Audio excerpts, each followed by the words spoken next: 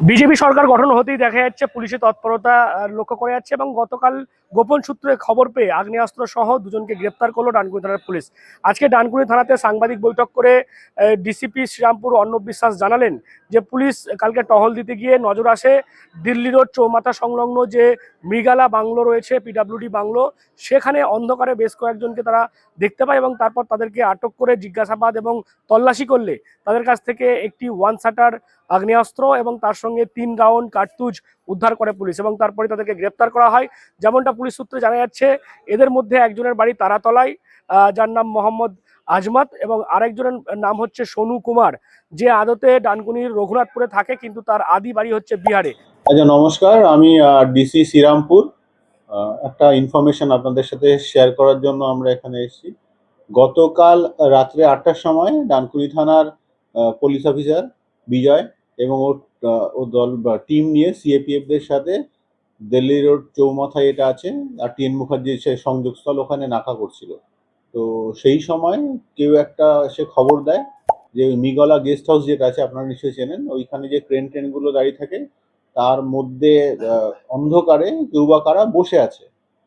তো সেই সময় আরও যে পুলিশের ডানকুনি থানার যে পুলিশের ফোর্স অফিসার আরও যায়, গিয়ে ওইখানে ওরা রেড করার পরে আমরা দুজনকে ধরি। তো তাদের নাম হচ্ছে গিয়ে মোহাম্মদ আজমত এবং আরেকজন হচ্ছে সোনু কুমার। একজনের বাড়ি তারাতলাতে আর আরেকজনের বাড়ি এখানে রঘুনাথপুরেও ভাড়া থাকে, কিন্তু অরিজিনাল বাড়ি বিহারে।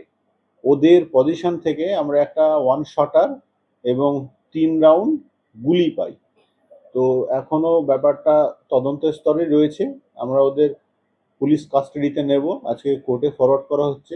কি উদ্দেশ্যে বা কেন ওইখানে আর্মস নিয়ে অন্ধকারে ছিল সেইটা আমরা আরো খতিয়ে দেখব। না, আমরা ওদেরকেও জিজ্ঞেস করেছি এবং যেগুলো রেকর্ড আছে আমাদের থানায় সেগুলো খুঁজে দেখেছি, এখানে কিছু নেই। তো তারাতলায় এদের মানে অরিজিনাল বাড়ি একজনের, আর আরেকজনের তো বিহারে। তো সেখানেও আমরা খোঁজ খবর করে পরবর্তীকালে দেখব। জাস্ট গতকাল রাত্রেই অ্যারেস্ট করা হয়েছে এদের। কোনো স্থানীয় কাউকে হচ্ছে আপনাদের? না, সেগুলো এখনো ইনভেস্টিগেশন পর্যায়ে আছে, এটা এখনই আমরা বলতে পারছি না, তদন্তের পরবর্তী পর্যায়ে জানা যাবে। স্যার, এটা কি ডানকুনিতে কোনো অশান্তি চক্কর ছিল?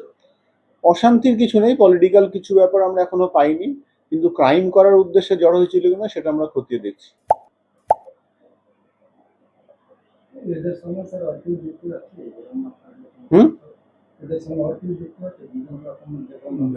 সেটা এখনো আমরা খতিয়ে দেখছি এখনো ব্যাপারটা। বিহারের একজন? বিহারে না, ওখানেই থাকে, এখানে কাজ কারবার করে, অরিজিনাল বাড়ি বিহারে, রঘুনাথপুরে থাকে, ড্রাইভার খালাসির কাজ করে। না না না, সেরকম কিচ্ছু পাইনি আমরা। তবে কি কারণে তারা এই আগ্নেয়াস্ত্র নিয়ে ওখানে জমায়েত হয়েছিল, এর পেছনে অন্য কোনো উদ্দেশ্য ছিল কিনা, কেনই কিভাবে তাদের কাছে আগ্নেয়াস্ত্র আসলো, সমস্ত বিষয়টা কিন্তু খতিয়ে দেখছে পুলিশ। আজকে দেখা যাচ্ছে সাংবাদিক বৈঠক হলো এবং সেখান থেকে যেমনটা পুলিশ জানাচ্ছে যে তারা সন্দেহ হয় এই দুজনকে অন্ধকারে দেখতে পেয়ে তারপরে তাদেরকে তল্লাশি করলেই তাদের কাছ থেকে একটি আগ্নেয়াস্ত্র উদ্ধার হয় এবং 3 রাউন্ড গুলি উদ্ধার হয়। তাদের কাছে জিজ্ঞাসাবাদ করে এখনো পর্যন্ত পুলিশ পলিটিক্যাল কোনো ব্যাকগ্রাউন্ড বা কোনো রাজনৈতিক দলের সঙ্গে তারা যুক্ত কিনা সেটা এখনো পর্যন্ত পুলিশ জানতে পারেনি, এবং কি কারণে তারা এখানে আগ্নেয়াস্ত্র নিয়ে ডানকুনিতে ঘোরাফেরা করছিল সেটাও কিন্তু খতিয়ে দেখছে চন্দননগর পুলিশ কমিশনারেটের ডানকুনি থানার পুলিশ। আপনারা কি বলবেন এই বিষয় নিয়ে? অবশ্যই কমেন্ট করুন কমেন্ট বক্সে। এরকম আরও খবর পেতে নজর রাখুন ডিএনএন বাংলায়। ডিএনএন বাংলা সবার মনে, সবার ফোনে।